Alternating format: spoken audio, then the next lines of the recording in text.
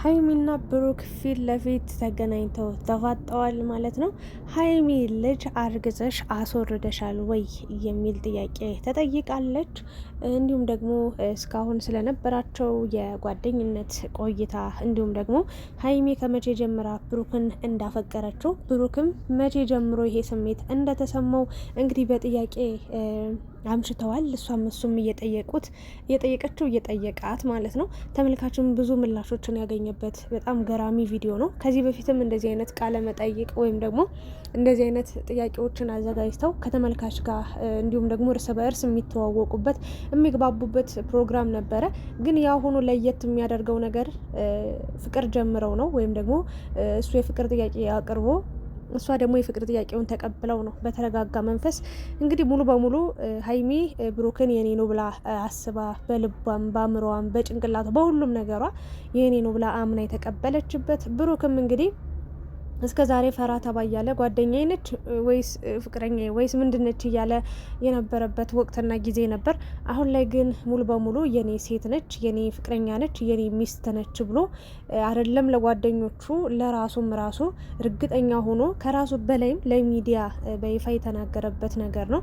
ከዚህ በፊትም ያው በብሩክ ጉዳይ በጣም ብዙ ጥያቄዎች ነበሩ። በጓደኞቹም በኩል በቤተሰብም እንዲሁም ደግሞ በጨረቃ ፋሚሊም በጣም ብዙ ጥያቄዎችን ሲጠየቅ ነበር። ለዛ ሁሉ ጥያቄዎች እንግዲህ ምላሽ ሰጠዋል። ታዲያ ሀይሚን ለምንድን ነው በዚህ ልክ እንደዚህ ያሏት? ብቻ ያለፈውንም እንደገና አሁን ያለበትን የህይወት ጉዞ ወይም መንገዳቸውን ያሳለፉትን ገጠመኝ ብዙን ተጨዋውቷል። ወደ 48 ደቂቃ ነው ቪዲዮ የተጫነው በነገራችን ላይ እና ደስ የሚል ቆይታ ነበረ። ስቱዲዮ በጣም ያምራል፣ የተቀመጡበት ምርጥዬ ነው። ሶ እንግዲህ ምንድን ነው ሀሳብ ስሰጥ በመጀመሪያ ሰላም ብያችሁ ነው የምጀምረው። ሰላማችሁ ይብዛልኝ። ማታ መምጣት አልቻልኩም ነበረ። እንግዲህ አሁን ተመልሼ መጥቻለሁኝ። ለሀይሚ ለብሩክ እንዲሁም ለተመልካች ብዙ ነገሮችን ማውራት ሀሳብ መስጠት እፈልጋለሁኝ። ሶ ውዶችዬ ምን መሰላችሁ እንግዲህ መጀመሪያ ስጀምር ሀይሚና ብሩክ እንግዲህ ጓደኛ ማቾች ነበሩ ከዚህ በፊት።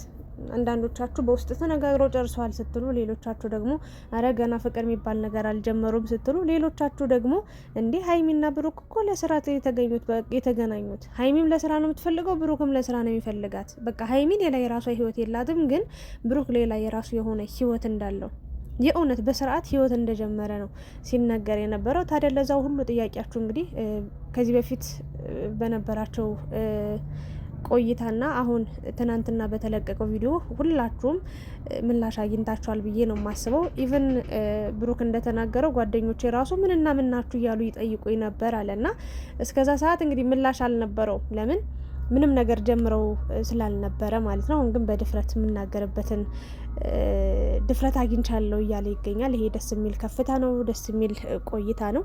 እና አንድ ነገር ምን ተመለከትኩ መሰላችሁ? ከዚህ በፊት እሷና ኤፍሬም ቃለ መጠይቅ እየተደረገላቸው በነበረ ሰዓት እንደ ባሌ ቢሆን ብለሽ የምትመኘው ወይም የምታስቢው ሰው ማን ነው ወይም ደግሞ ማን አለ ስትባል ብሩክ ነው ያለችው።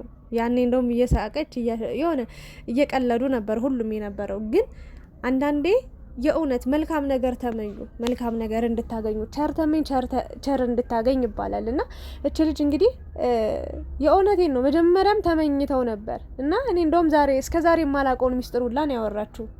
የእውነት እኔ እንደሚዋደዱ ግልጽ ነው። ለምን አንድ ሰው ባይዋደድ የሆነ ነገር የሆነ ስሜት ባይኖራት እሱም ለሷ የሆነ ፊሊንግ ባይኖረው በዚህ ልክ ተዋደው ኢቭን አንድ ቤት እስከ መኖር አይደረስም ማለት። የፈለገ ጓደኛችሁ እኮ እንኳን ቢሆን በውጭ ተገናኝታችሁ ቪዲዮ ልትሰሩ ትችላላችሁ፣ ሌሎች እንደሚሰሩት በውጭ ተገናኝታችሁ ልትውሉ ትችላላችሁ፣ ሻይ ቡና ልትውሉ ትችላላችሁ፣ ምሳ ልትገባበዙ ትችላላችሁ። ይሄ ኖርማል ነው። ግን አንድ ቤት ውስጥ አምናው አንድ ቤት ውስጥ መኖር ማለት በጣም ከባድ ነው። ሶ ይሄ ኃላፊነት የወሰደችው ይሄን ድፍረት ያገኘችው እንግዲህ ለሱ የሆነ ስሜት ስለነበራት ነው። እሱም ደግሞ ለሷ የሆነ ነገር እንዳለው ስላሰበች ነው። እና ደስ የሚል ነገር ነው። እግዚአብሔር ይመስገን እዚህ ደረጃ ላይ መድረሳችሁ በጣም ትልቅ ነገር ነው። እንደ ቀላል እንዳታዩት፣ የእውነቴን ነው። አንዳንዴ ደግሞ የእውነት ህይወት ደስ የሚለው በቃ ቦታ፣ ክብር በተለይ ሴቶች እንደው እኔ ካሳለፍኩት የህይወት እንትን አፈቅርሻለሁ እያለ እንትን እልልሻለሁ እያለ የሆነ በቃላቶቹ እያሰማመጠ ከሚያኖራችሁ ይልቅ የሚያከብራችሁ ሰው ይሻላል። ከፍቅር ክብርን አስቀድሙ። እግዚአብሔርን ነው ምላችሁ። የማያከብርሽ ከሆነ ሺ ጊዜ ፍቅር ቢሰጥሽ ማለት ነው ምንም ትርጉም የለውም ለሴት ልጅ ምንም። እና እባካችሁ ከሚያፈቅር መጀመሪያ ክብር የሚሰጥሽን ወንድ ምረጭ። ለሁላችሁም ሴቶች እና ብሩክም እኔ ከፍቅሩ በላይ የሚታየኝ ክብሩ ነው። የሚያከብራት መንገድ፣ የሚንከባከባት መንገድ ይለያል። ክብርን የሚያውቅ ሰው ነው ፍቅርን ሊያውቅ የሚችለው። እግዚአብሔር ክብር ምን እንደሆነ የማያውቅ ወንድ ማለት ነው። ክብር ምን እንደሆነ የማያውቅ ወንድ እመኑኝ ፍቅርንም በተአምር አያውቅም። ምንም በቃ የሆነ ገርጫጫ ፋራ ሰገጥ የስግጥ ያለ ነው የሚሆንባችሁና አደራ ምላችሁ ነገር በቃ ከፍቅር ቀድሞ ስለ ክብር የሚያውቅን ወንድ ነው መምረጥ ያለባችሁ፣ ምርጫችሁ ማድረግ ያለባችሁ ብዬ ነው ሀሳብ የምሰጣችሁ። እና ውዶችዬ ሀይሚና ብሩክ እንግዲህ ታውቃላችሁ የመጡበትን ርቀት የሄዱበትን መንገድና ደስ የሚል ቆይታ ነበረ። የሚያስጠላም ከባድ ጊዜያቶች ነበሩ እና ዛሬ ትናንት ሲጠያየቁ ያው ብዙ ጥያቄዎች ተነስተዋል። እንዴት ፍቅር እንደተጀመረ ምናምን ነገር ሁለቱም እየተሽከረመሙ ነበረ። ስለ እርግዝናው ልንገራችሁ። በመጀመሪያ እርግዝና በነገራችን ላይ የተንቢ ናት እንደዚህ ላይ ያወራችበት። ሌላ ባዕድ አይደለም ልንገራችሁ፣ ሌላ የውጭ ሰው አይደለም፣ ሌላ እንደዚህ ሰው ሁሉ ፈጥሮ እንደሚያወራባት እንደ ሚዲያ ሰዎች አይደሉም። የራሷ ዘመድ የምትላት ስጋ የምትላት ናት። ምንም ለማይጠቅመው ነገር፣ ምንም ለማይረባው ነገር ራሷን ቻለች፣ ወጣች ከና አብርሽ ከና ሩታ ይቅርታ ከና አብርሽ ቤት ወጣች አይደለች ልጅ ወጣ የራሷን ኑሮ ስትኖር ነበር። ይቅርታ አድርጉልኝ፣ በጣም ከባድ ስራ ነበር የምትሰራው። የፈለጋችሁ በሉኝ፣ ስራ በደንብ ያሰሯት ነበር። እግዚአብሔርን ነው ምላችሁ፣ በደንብ ነበር ስራ የምትሰራ። እነ ኤፍሬምን እና አብርሽን ነጋሽዬን ሁሉንም ተሸክማ የምትኖር የቤት ምሰሶ ሆና የምትኖር የነበረችው እሷ ናት። እውነቱን ግልጹን ንገሪኝ ካላችሁ ማለት ነው። እና እንደዛ ሲሆን እች ልጅ እየተማረች ነበረ። ትምህርቷን አቋርጧለች። በነገራችን ላይ ሀይሚ ትምህርቷን አቋርጣለች። ትምህርቷን አልቀጠለችበትም።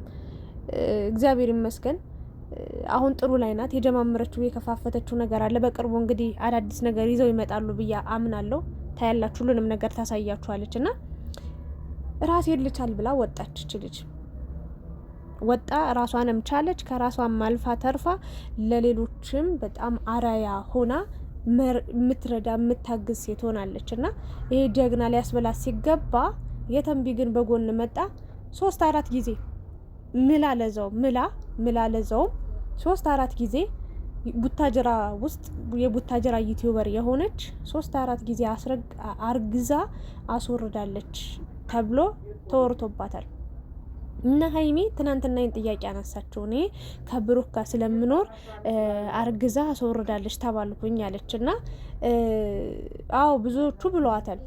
በእርግጥ በጣም 80% በሚባል ደረጃ ማለት ነው አብሮ አንድ ቤት ስለሚኖሩ አብሮ የሚያረጉ አብሮ የሚያድሩ አንሶላ የሚጋፈፉ ነው የሚመስላቸው። እኔ ምን ብዬ አስባለሁ መሰላችሁ? አንድ ቤት እስከኖሩ ድረስ ቢያደርጉትም ብርቅ አይደለም። በቃ እኔ የምተማመንበት ሰው የሚተማመንብኝ ሰው ካገኘው ስሜት ነው ሊፈጠር ይችላል። ግን ይፈጠር ከትዳር በፊት እንዲህ ነው ብዬ አልመክርም ለማንኛውም ሰው። ግን ደግሞ ቢፈጠር ይሄ የራሳቸው ስሜት ነው። እኛ ልንከለክላቸው አንችልም። እንኳን እኛ ራሳቸውን ሊከላከሉ አይችሉም። በዛ መንገድ ነው። እና ግን ሁኔታው እንደዛ አይደለም ማለች ሀይሚ። ብሩክ ራሱ ይሄንን ነገር አያውቅም ነበር። እናንተ እንደ አዲስ ሰምቶ ሲል የገረመኝ ራሱ እኔ ማለት አያውቅም ነበር። ይሄ ወሬ ግን ከወራቶች በፊት ነው ተወርቶ ያለቀው። በቃ ልጅ አርገዛ እንደዚህ ወፈረችው እንደዛ ተብሎ ነው ምናምን።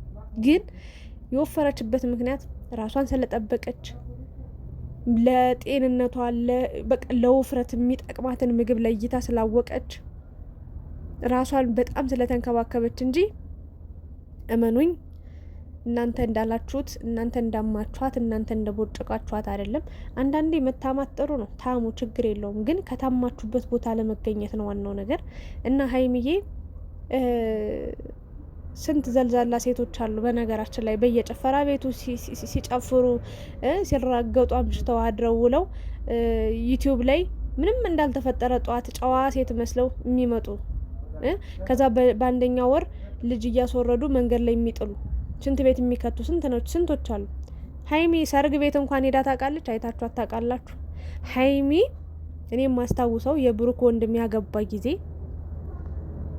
ያኔ ሄዳ ሰርግ አይቻታል። ከዛ ውጪ እንደ ሌሎቹ ብሩክ እንደውም ብዙ ፕሮግራሞች ላይ ተገኝቷል። ብዙ ጓደኞቹ ጋር ሄዷል። ሀይሚ የትም አትንቀሳቀስም፣ የትም የማትወጣ ራሷን አክብራ በቃ የማትፈለግበት ቦታ አትገኝም፣ የማይመጠናት ቦታ ላይ አትገኝም። ጨዋ ያሳደጋት ጨዋ የወለዳት ሴት ነች። ራሷን አስከበራ ቤተሰብንም እንደዚህ የምታስመሰግን ሴት ናት። እና እናንተ ግን ልክ እንደማንም ጭፈራ ቤት ለጭፈራ ቤት እንደምትዞር ሴት አመሳስላችኋት ብዙ ነገር ስታወሩባት ነበር። ለማንኛውም ሀይሚዬ እንኳን አንቺ ደህና ሆንሽ፣ እንኳን ይህን ሁሉ ፈተና ተቋቁመሽ አልፈሽ እንኳን እዚች ደረጃ ላይ ደረሽ፣ እንኳን ከሚወድሽ ሰው ጋር ሆንሽ። የምሬ ነው። እንኳን ከሚወድሽ ሰው ጋር ሆንሽ። ከማይወድሽ ሰው ጋር አንቺ የምትወዱን ሰው ተከትለሽ ሄደሽ ቢሆን ወይ ደግሞ መጦብሽ እንደሚወድሽ አስመስሎ አብሮሽ ሆኖ ቢሆን እድሜ ልክሽን ስታለቅሽ ነበር የምትኖሪ። ግን ደስ የሚለው ነገር አብሮሽ የለመድሽው አንድ ደቂቃም አንድ ሰከንድም አንቺን መለየት የማይፈልግን ወንድ ነው በቃ አብሮሽ የሆንሽው። በምርጫሽ እንዳልተሳሳትሽ ተስፋ አደርጋለሁ። ትክክለኛ ምርጫም ነው የመረጥሽው ብዬ ነው እማምነው። እኔ እንደኔ የነገውን ፈጣሪ ያውቃል። መጨረሻችሁ አምሮ ለማየት ያብቃን። ብሩክም ከምንጊዜውም በላይ ከባድ ኃላፊነት አለብህ ብዬ ነው ማምነው።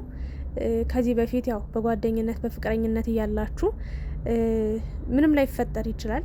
ቢፈጠርም ያን ያህል አይደለም ማለት ፍቅርን ሳትጀምሩ ብዙ ነገሮች ሊኖሩ ይችላሉ። ግን ደግሞ ከፍቅር በፊት እና ፍቅር ከጀመራችሁ በኋላ ያለው የኑሮ ህይወታችሁ አካሄዳችሁ ሊለወጥ ይገባል። ከምን ጊዜውም በላይ በደንብ ልታከብራት፣ በደንብ ቦታ ልትሰጣት፣ በደንብ ልትንከባከባት፣ በደንብ ከመጥፎ ሰዎችም ልትጠብቃት ይገባል። አደራ በትልቁ ነው የምንሰጥህ እና ሀይሚዬም ወዶሻል፣ አፍቅሮሻል፣ ተንከባካቢሽ ነው፣ አክባሪሽ ነው። እሱ በሰጠሽ ልክ እንደውም አብዝተሽ ፍቅርን ሰጠሽው። አንቺም እሱን ደስተኛ አርገሽው እንድትኖሪ ነው መልእክቴን ማስተላለፍ የምፈልገው። ታደርጊዋለሽ። እስከ ዛሬም በጓደኝነትም እያላችሁ ባለትዳር ነበር የምትመስሉት። በነገራችን ላይ ብዙ ነገሮችን ስታግዢ በብዙ መንገድ እግዚአብሔርን ምግቧ ራሱ በቃ ቤተሰብ ማለት ትችላላችሁ የምታስተዳድረው ና ከመጀመሪያውም ቤት አያያዝ ስለምትችልበት ከዚህ በኋላ ያለውንም በደንብ እንደ ባላ አክብረሽው የሚገባውን ፍቅር እየሰጠሽው አብራችሁ ጥሩ ጊዜያትን እንደምታሳልፉ አልጠራጠርም። እግዚአብሔር ዘመናችሁን ህይወታችሁን ይባርክ ነው የምለው። እንግዲህ የትናንትና ቆይታቸው ከሞላ ጎደል በጣም ስለ ፍቅር ያወሩበት የተጨዋወቱበት፣ ሀይሚም ስለ ብሩክ ብዙ ነገሮችን የተናገረችበት፣ ብሩክም ስለ ሀይሚ ብዙ ነገር የተናገረበት ደስ የሚል ምሽትን አሳልፈዋል። ተመስጨን የሰማሁት እውነት ለመናገር ቪዲዮዎቻችሁን እና ከዚህ በኋላም በፍቅር ኑልን። የጨረቃ ፋሚሊዎችን እንወዳችኋለን ለማለት ነው የመጣሁት። ምን ተሰማችሁ? በጓደኝነት እያሉና አሁን ደግሞ ፍቅር ከጀመሩ በኋላ ያለው እንዴት ነው ስሜቱ? ምን አይነት ነው? በቃ እስኪ ሀሳብ አስተያየታችሁን ኮሜንት ላይ አስቀምጡ። የነበረኝ ሀሳብ አስተያየት ይህንን ይመስላል። ላይክ፣ ሼር፣ ሰብስክራይብ አድርጉ። እወዳችኋለሁ።